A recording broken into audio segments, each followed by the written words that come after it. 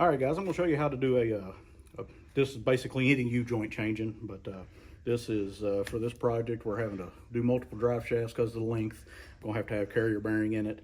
I'm using the ones out of the donor truck as far as the shafts and the carrier bearing and everything, but the yokes for the Crown Vic setup are a 1350, and I believe the truck is a 1310. So I had to use a conversion U-joint. I'll show you that in a minute, but for right now, just going to show you how to knock these things out. They got these little spring clips in them. This one's pretty rusty. I'm going to shoot a little bit of lube down in it. You just keep fighting with them. They'll generally pop out. I had one a while ago, broke on me. Came out in about 3 pieces, but it just depends. Generally, if you can get them moving. All right, that one's starting to pop out. Half of it anyway.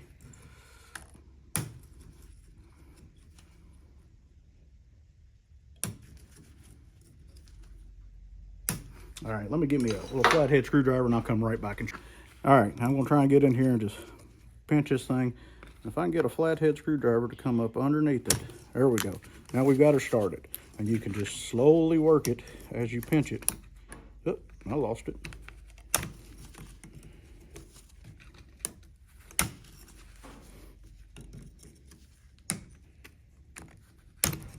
Well,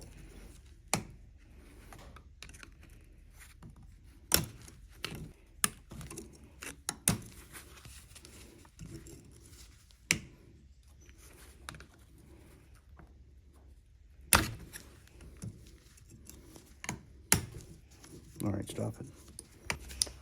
All right, I got me a little flathead screwdriver here now. We can try and pry this thing out just a little bit.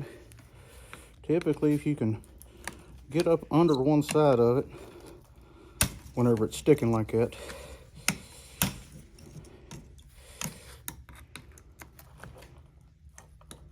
well, oh, we got her twisting all the way around now. Might not need a screwdriver. She popped loose finally. I get to use my big belly here to hold things steady. Man, this one's just gonna be contrary. I got one side moving, then the other side started moving. The first side won't move now. There we go. Whoop. Never see that thing again. All right, you just pop them little spring clips out. Like I said, they can be kind of contrary, but these hold ones aren't important anyway. So you just pop that out on each side. I won't bore you with getting this side out, but I'll show you here in a minute the next step. All right, now I got those little spring clip retainers out. So now I get me a socket that's slightly larger than the caps on each side of the U-joint. These 1350s, these are fairly large cap. And then a smaller socket that'll fit down inside of it. And just basically set it on something solid and start knocking the crap out of it.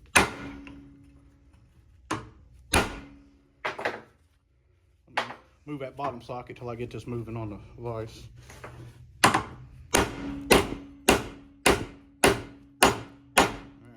she's moving now. I'll set that up there.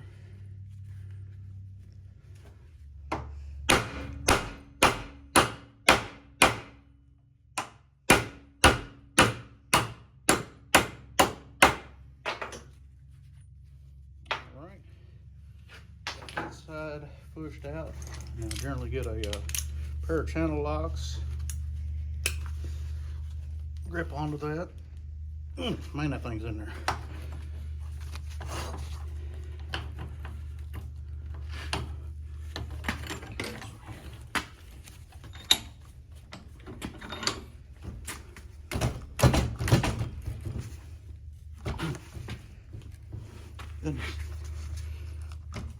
She's gonna fight us the whole time.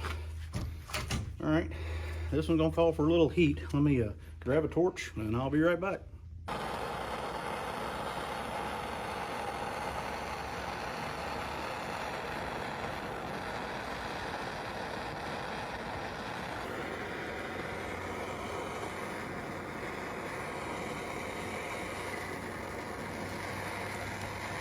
All right, we got her moving now. Sometimes these things are pretty contrary, but just keep working with them. You put a little heat on that strap on the yoke on here, and it'll slowly start to work its way out. And there you go. Get that out of the way. Don't touch that, it's hot. Alright, then on this one, we just gotta, I'm gonna squirt a little lube on it because that other one was bone dry, and that's why she did not want to move. And we'll line that back up out the other side and just give it a couple little whacks to get her started. And you can take another socket, or since these U-joints are junk, it doesn't matter to me. Just try and center them up and knock this thing back down in there a little piece.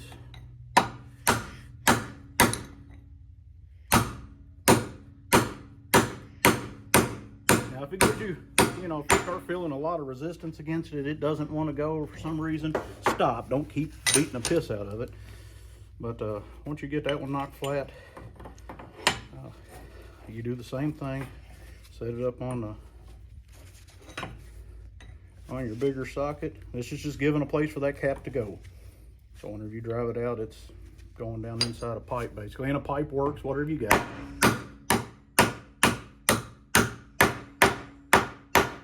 Alright, you hear that tone change, you know you've got it pretty well bottomed out. You pop that thing loose, and now it should have enough slack that whole U-joint will just pop out.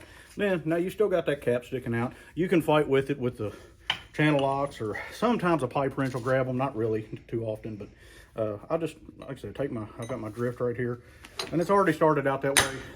One more tap, and she's out. No problems there. I'm gonna check around here. I've got one little burr right there where when you drive these things in, they might, I don't know if you can see that little bitty spot right there. But I'm gonna hit that with a round file just to take the edge off of it, because I don't want to be trying to press my new ones in and have them hitting that and scarring them up and messing things up before we even get started. So let me get that done, and I'll get back with you. All right, guys, now we're gonna try and put this back together. As I said earlier, I had to get a conversion U-joint. It goes from a 1310, which was the original truck drive shaft, to a 1350, which is what's used on the yokes from the Crown Vic for both front and rear. So it's a Moog part number. Hope y'all can see that. 348 is what we got. But comes with the clips, Zerks fitting, all that good stuff. One thing, whenever you go put this together, I like to go ahead, throw that Zerks fitting in before you knock it in place. That way you don't have to fight with it so much to get it in there. Fat little fingers that don't work the best anymore, so it's a whole lot easier to go ahead and at least get it started before you put it in. I'll just go ahead and snug it up, but you can generally get to it afterwards. You have to. You don't need to wrench down on them super hard, because they do break. But this one here is loaded pretty good with grease already. Let's see.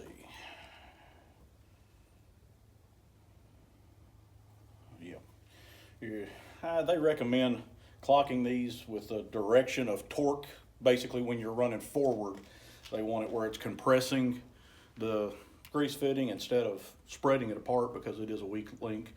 With the, whopping, I don't even know what these are, 280 horse or something that I'm going to be putting down, it's not really going to be that big a deal for me.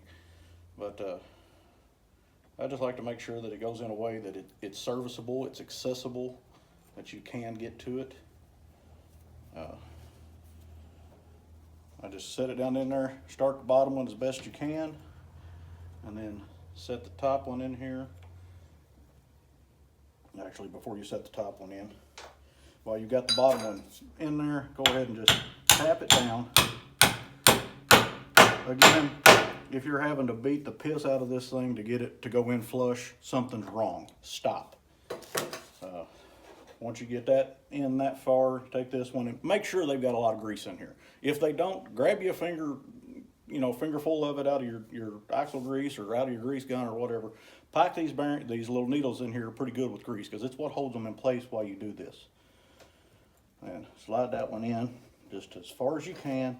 I like to kind of split the difference, raise it about halfway up as I give that one a couple little taps. And when you hit it square, man, she'll just drop right in there. Take your socket that fits just inside. It's about as big as the cap, but small enough to go through there. Give her a couple little taps. Just go in far enough that these little spring clips will slide in their slots. Let's see. This is the bigger side, so naturally it's going to be the bigger spring clips.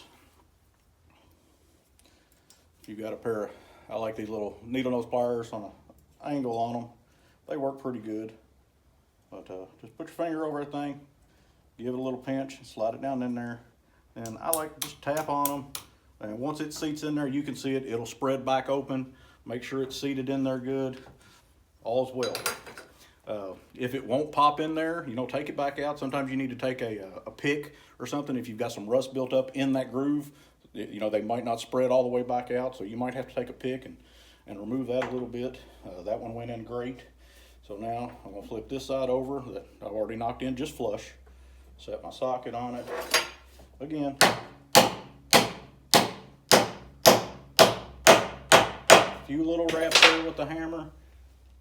I'm going to give it one more. I heard it change. When you're tapping it in there, you'll hear the sound change when it bottoms out. I'll drop that. You got to be careful with these things, man. You pinch them, get a little spring pressure on them, and they pop out of here. You'll never find them again. So I always like to set them in there, hold my finger over them so that if they do pop out, they don't go anywhere. But then it just pops right in there. You can see it's spread back out. You can see how that seats it in there, and moves good. No issues whatsoever there. And then we'll just repeat the same process with the drive shaft here. So I'll take it, get it kind of propped up here. You got to make sure you got enough crap sitting on your work area that you can hold stuff up, because if this was cleaned off, I wouldn't have anything to prop this up on. Then where would I be? All right, so we'll take this one.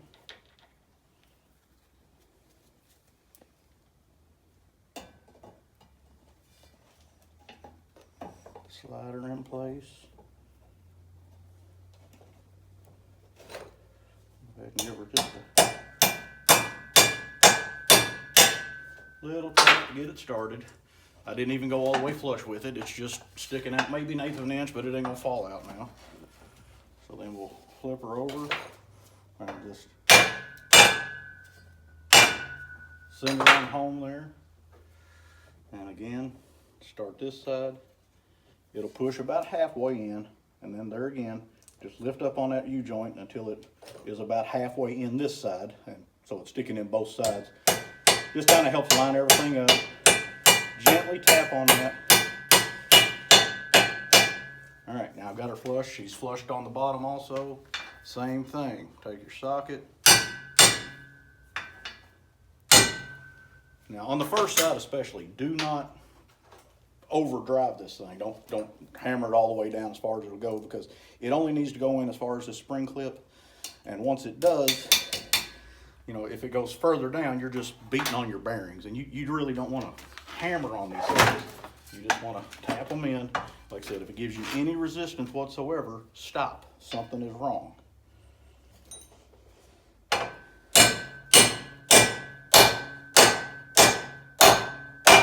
don't know if y'all can hear that or not, but when you're hammering it in there, you can tell a sound change whenever you're tapping on that thing. And I mean, I'm using probably a bigger hammer than I need, but it's what was sitting here beside me.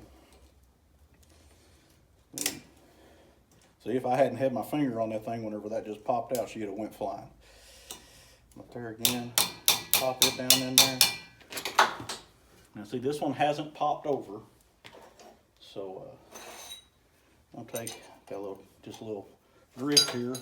See if I can't give it a little help seating in the ridge. Actually, let me put the socket back in here and just give her a tap or two. See if she, yeah, there you go. She's seating in there now.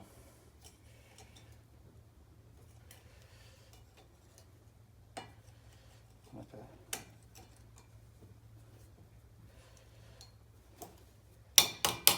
All right, so there you go. Once you get it to, I don't know if you can see it or not, but they sprung in there. That was pushed out a little bit. I might try and push it back just a touch. And it's nothing, you know, again, don't beat the piss out of it. Just there you go, a couple little taps. Bring her home. She's sitting flat now. You know, everything moves good. No issues there. Caps all look good. She'll be ready to put back in. Go ahead and grease it whenever you do it.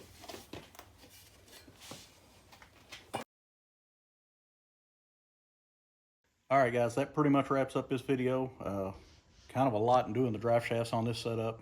You can tell by that picture I put in there, it's a 3-piece setup. That's actually 3 separate drive shafts, gonna run 2 carrier bearings. This is gonna be a pretty long little project. I'll get it more into building the cross members and whatnot as I'm doing a cab mounts and everything else, and I'm gonna try and integrate the cross member with cab mounts into the front carrier bearing, and then I'll have to run a separate one for the second carrier bearing and get everything back in here. I think we're gonna set this motor back a couple inches, show you a little more on building those mounts, and we'll cover that in the next video. Hope you liked it, man.